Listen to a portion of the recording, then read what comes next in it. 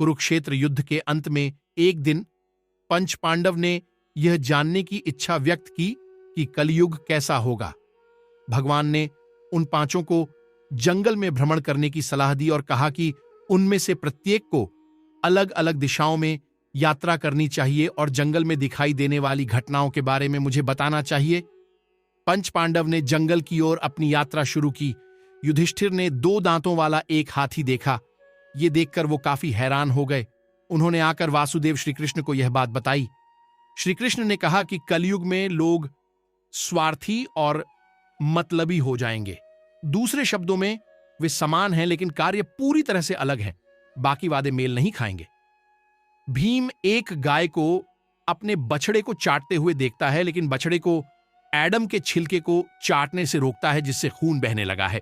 उन्होंने आकर यह बात कृष्ण को बताई और भगवान कृष्ण ने कहा कि कलयुग में माता पिता का अंध स्नेह और अत्यधिक प्रेम ही उनके बच्चों की हानि का कारण बनेगा।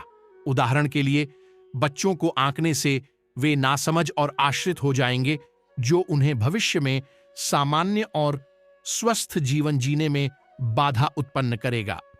अर्जुन ने एक गिद्ध को देखा जिसके 2 विशाल पंखों पर वेद लिखे हुए थे लेकिन वह नरभक्षी जानवरों को खा रहा था। इस चौंकाने वाले दृश्य ने अर्जुन को चौंका दिया और जब उन्होंने भगवान से इसके बारे में पूछा तो भगवान ने कहा कि कलयुग में पाखंडी संतों की संख्या बढ़ जाएगी, अर्थात जो लोग देश और समाज के हृदय में धर्मात्मा और बुद्धिमान कहलाएंगे वे ही सच्ची गिद्ध मानसिकता वाले होंगे। ऊपर धर्म और ज्ञान का कवच पहनने वाले लोग स्वयं शैतान होंगे। नकुल ने देखा कि पहाड़ी से एक विशाल चट्टान नीचे गिर रही है।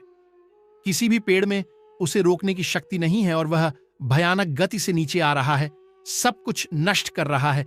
लेकिन थोड़ी दूरी के बाद एक झाड़ी पेड़ के नीचे आ गई और पत्थर रुक गया और उसने अपना प्रकोप रोक दिया।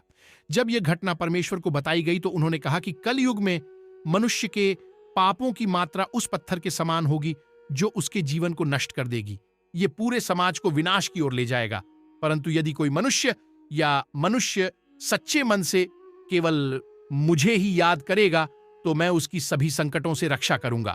अर्थात यदि उस छोटी झाड़ी के समान एक छोटा मनुष्य भी मेरी पूजा करेगा तो पाप नष्ट हो जाएंगे। सौभाग्य से हमने जंगल के बीच में कई कुत्ते देखे, लेकिन आश्चर्य की बात यह है कि सबसे गहरे कुएं में पानी नहीं है और वह पूरी तरह से सूखा है। यह घटना देखकर वह आए और भगवान से बोले। तब परम भगवान श्री कृष्ण ने कहा कि कलयुग में सभी अमीर और शक्तिशाली लोग समाज का अत्यधिक शोषण करेंगे। जो लोग अपने मनोरंजन और वासना की पूर्ति के लिए खूब खर्च करेंगे। तंबाकू और विभिन्न नशीले पदार्थों पर बहुत सारा धन खर्च हो जाएगा, जबकि समाज में पिछड़े गरीबों के पास कुछ नहीं होगा। इसलिए कली में गरीबों की पीड़ा प्रबल होगी। अमीर लोग मानवता और निर्णय की भावना खो देंगे। भगवान का हर वचन अब सत्य हो रहा है और होगा। कलयुग पापों से भरा है। इस पाप से बचने का एकमात्र उपाय स्वयं को ईश्वर की सेवा में लगाना है। हरिनाम ही सभी पापों का खंडन कर सकता है। यदि हम उन्हें याद रखें तो हम सभी खतरों से छुटकारा पा लेंगे। भगवान का हर वचन अब सत्य हो रहा है और होगा। कलयुग पापों से भरा है। इस पाप से बचने का एकमात्र उपाय स्वयं को ईश्वर की सेवा में लगाना है। हरिनाम ही सभी पापों का खंडन कर सकता है। यदि हम उन्हें याद रखें तो हम सभी खतरों से